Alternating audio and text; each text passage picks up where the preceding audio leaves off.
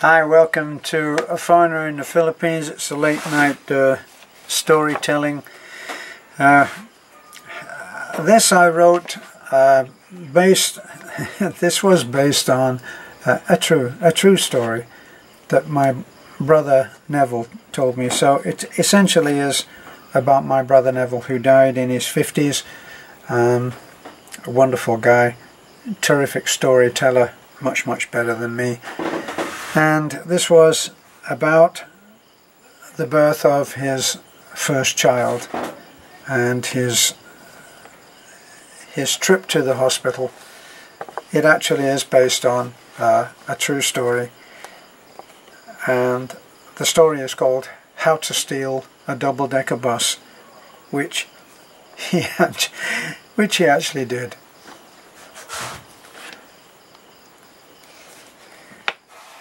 How to Steal a Double-Decker Bus. Neville looked at the bright red double-decker bus.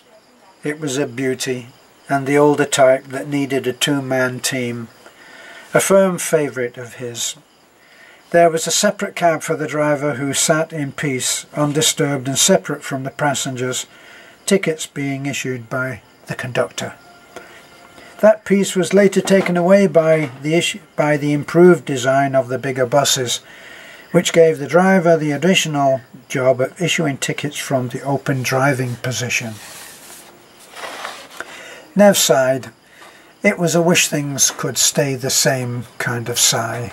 As he looked again at his watch, he quietly cursed every passing taxi driver that ignored his wave from an already loaded taxi. He stood outside the pub from which he had received the call from the Manchester Royal Infirmary, where his wife Jean was having their first child. Clutching the brown teddy bear, he paced the sidewalk, watching in despair as taxi after taxi sped by with the "For Hire" sign on the roof turned off. The message from the midwife rang in his ears. Get here fast or you'll miss the show. His sense of desperation was mounting. Looking again at the double-decker bus, he reflected on the path on which his life had taken him. He had escaped at 15 from a school system that was ignorant of the affliction of being dyslexic, that had labelled him stupid. Nev only knew that letters didn't behave for him like they seemed to behave for everyone else. They scattered about the page instead of forming words and sentences. Sooner or later, an employer would realise he could barely write his name, let alone fill in a simple form or invoice. Nev didn't stick around to explain something even he didn't understand, and he just walked away from job after job. Eventually he found his place and realised the dream of many a schoolboy. It was a job that even a new college graduate with a great future might secretly envy, and he proudly claimed the title of fireman on the footplate of a steam locomotive. The great fire-breathing giants of steam pulled long lines of carriages full of passengers the length and breadth of the United Kingdom. Nev would balance on the swaying footplate and shovel coal from the tender into the blazing furnace as the locomotive thundered along the tracks. Mr. Jeffries, the implacable driver, sat like a king, with one elbow out of the open window and his hand on the regulator. He held his pipe in his mouth with the other hand, and like Sherlock Holmes, he nodded his approval at his young fireman. Nev was in heaven, but that's another story. When the steam age came to a virtual end with the arrival of the cleaner diesels, Nev stepped down sadly and left the only job he ever loved. He started driving a double-decker bus, but later became a plumber. He never forgave the world for giving up on steam. Another look at his watch told him that drastic action was needed. He offered a silent prayer for his impending sin with a promise to the Almighty, and he crossed the road to where the double-decker bus stood waiting. The two-man crew, who were presently enjoying an illegal tea stop in the nearby cafe, were in for a surprise when they returned to where they had parked their bus. They would no doubt look at each other in panic and wonder how on earth they could possibly explain back at the depot how they had managed to lose a double-decker bus. Nev reached up and slid open the door, climbing up and into the cab. He adjusted the driver's seat to accommodate his longer legs, tweaked the rear-view mirror, and made himself comfortable. Slipping back in time, he went through the checklist. Off went the lights and the rest of the bus as he cranked on the overhead handle. Scrolling through the roll of canvas signs, he quickly found the out of service sign. He placed the brown teddy bear on the dash, a silent witness to the crime. He started the motor and released the handbrake. Just like old times, he thought, and smiled as he pulled the huge vehicle out into the traffic. Buses do not have ignition keys, as it is thought that nobody will steal a double-decker bus. Desperate, expectant fathers are now the exception to this rule. Nev sped down the long side road, way over the speed limit, but well aware that no bus has ever been pulled over by a cop. He had to smile at the angry, gaping mouth of the helpless bus inspector he passed by, who was left behind at the roadside with his hand frozen aloft in an astonished wave. "I always wanted to do that," smiled Nev, as he sped by, returning the wave of his own. At the infirmary maternity wing, he bumped the bus up the curb when he parked. Well, it had been a while, and he was in a hurry. Double yellowed nines be damned. Into the wing he dashed in time to be told, "It's a girl." "That's okay," Nev told a bemused midwife, "as long as it's a baby." "Nice of you to drop in," a still feisty Jean told him in that caustic humour that passed back and forth on the mock battlefield they called their marriage. Any smart response Neville may have been about to deliver died on his lips, and the tears welled as he was presented with his brand new daughter, Lynn. He cradled the tiny baby in his arms, amazed at hands and feet no bigger than his thumbs. His life as it had been up to that moment shattered and broke into a million pieces, to instantly remake itself into something much more wonderful.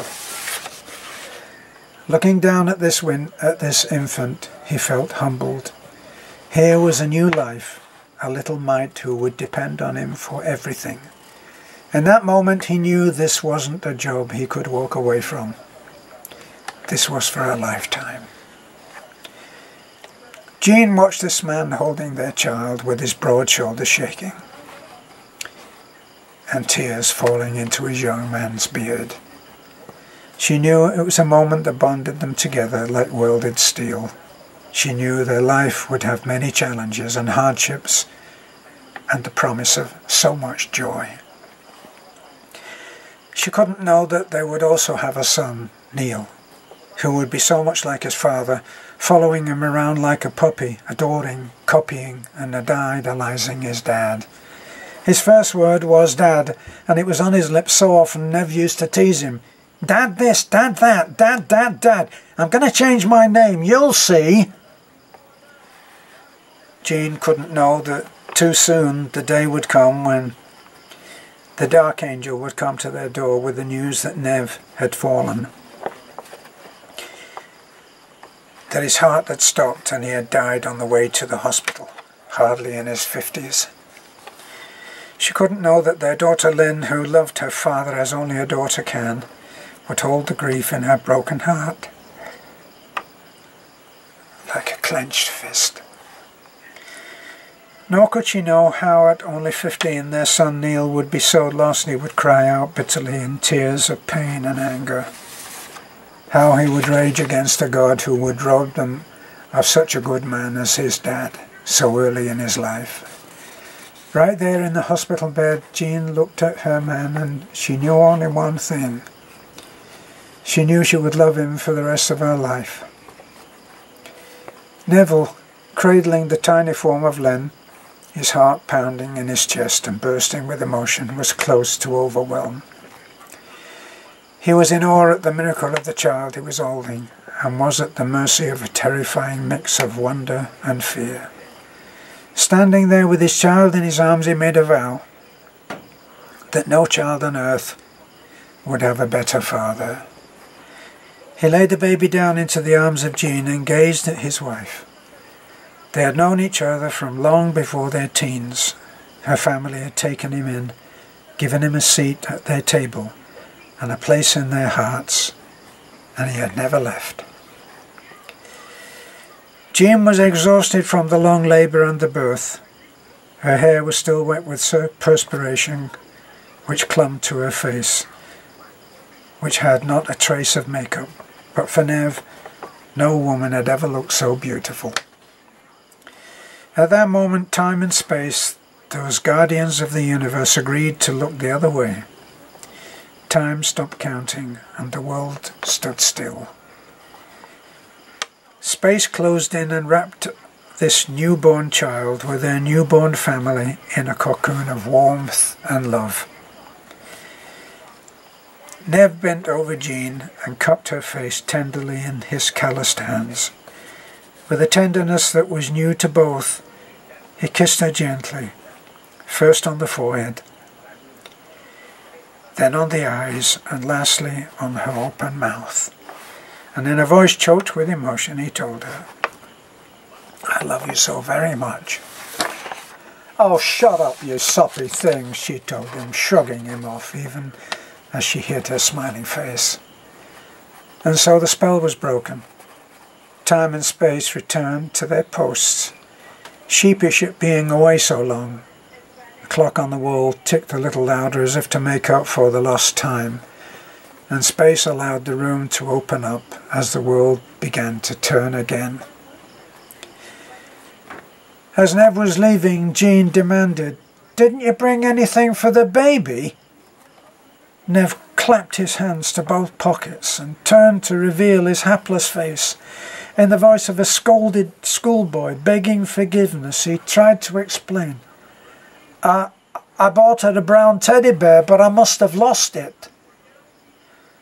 Jean, shaking her head in mock despair, admonished him.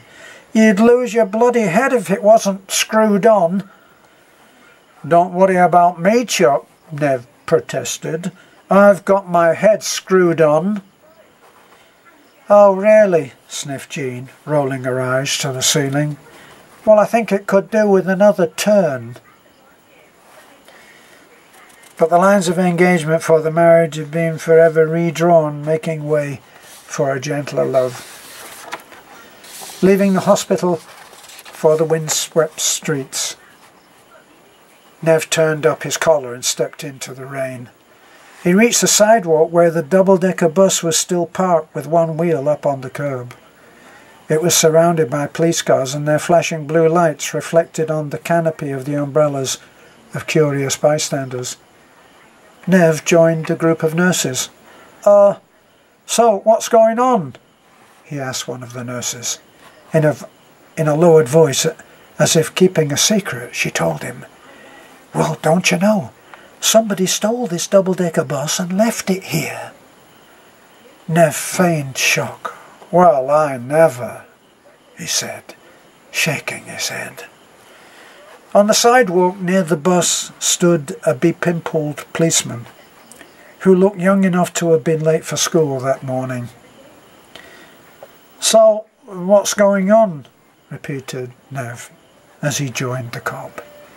Rocking on his heels and basking in the self-importance that comes with the uniform, PC Pimples ordered Nev, "Stand back there, please, sir."